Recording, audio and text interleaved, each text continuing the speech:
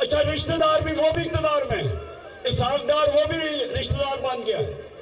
अब ये भी रिश्तेदार है मरियम का दामाद, जिसके लिए ये हिंदुस्तान से मशीनरी बनाई जा रही है गैर कानूनी तौर पे। और दूसरी चीज, और मरियम क्या कहती कि ग्रिड स्टेशन बता दो मेरे वो दामाद की हाउसिंग सोसाइटी में। Grid station correct, grid station का मतलब हर हाउसिंग सोसाइटी को अपना ग्रिड स्टेशन बनाना पड़ता है। ये कह रही है कि सरकारी तौर पे बना दो। सरकारी तौर का मतलब कि आपके टैक्स के पैसे से बना दो। और एक ग्रिड स्टेशन मैं तो नहीं जानता, कम से कम 70-80 करोड़ का तो आता होगा। 70-80 करोड़ का फायदा करवा दो मेरे दामाद को आपके पैसे से। तो इन दो खानदानों को तो मेरिट का मतलब ही नहीं पता। मेरिट, आज तक 10 साल पाकिस्तान का कप्तान रहा हूं, किसी टीम से पूछो कि मेरिट के ऊपर सिलेक्शन इमरान खान करता था या नहीं।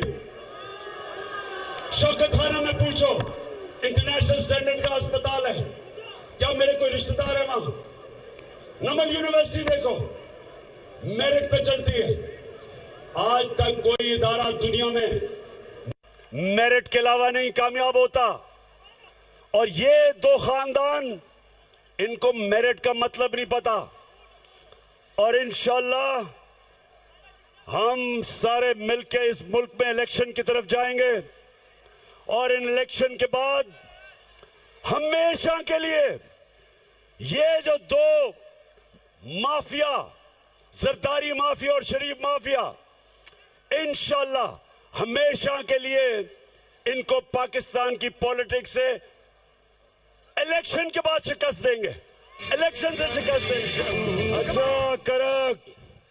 अच्छा, अब मैं जो नौजवान हूं,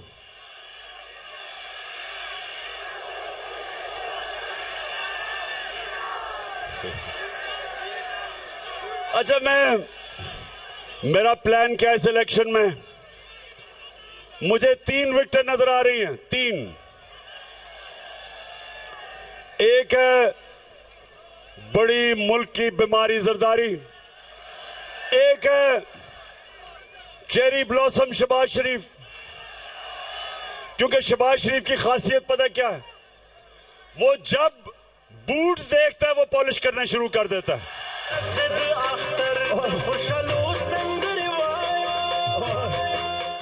और जितना बड़ा बूट उतनी अच्छी पॉलिश करता है वो। और तीसरी विकेट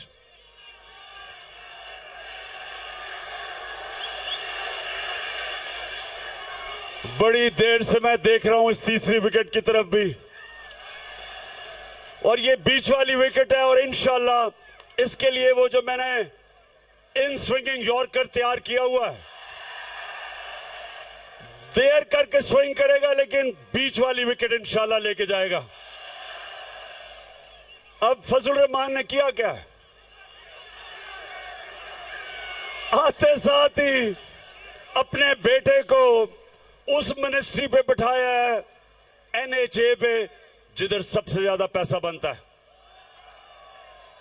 मैंने कहा फजल रहमान कम से कम चलो कोई दीनी काम ही करके चले जाओ।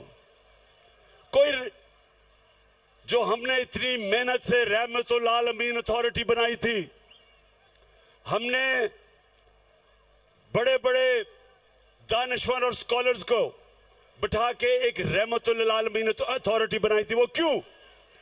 क्योंकि मैं चाहता था कि मेरी कौम को मेरे नबी सल्लल्लाहु अलैहि वसल्लम की जिंदगी का पता हो, स्कूलों में बच्चे पढ़ें ताकि उनके कैरेक्टर उठे, ताकि वो मेरी नबी सल्लल्लाहु अलैहि वसल्लम की जिंदगी से सीखें, उनकी सीरत से। इसलिए हमने अथॉरिटी बनाई थी कि लोगों का कैरेक्टर हो। मुसलमान तो तब है जब वो नबी के रास्ते पे चलता है, और नबी का रास्ता वो है जो इंसान की अजमत का रास्ता है। जब आप नमाज पढ़ते हैं तो आप सिर्फ एक चीज अल्लाह से मांगते हैं, करेंगे एक चीज मांगते हो अल्लाह से कि अल्लाह उनके रास्ते पे लगा जिनको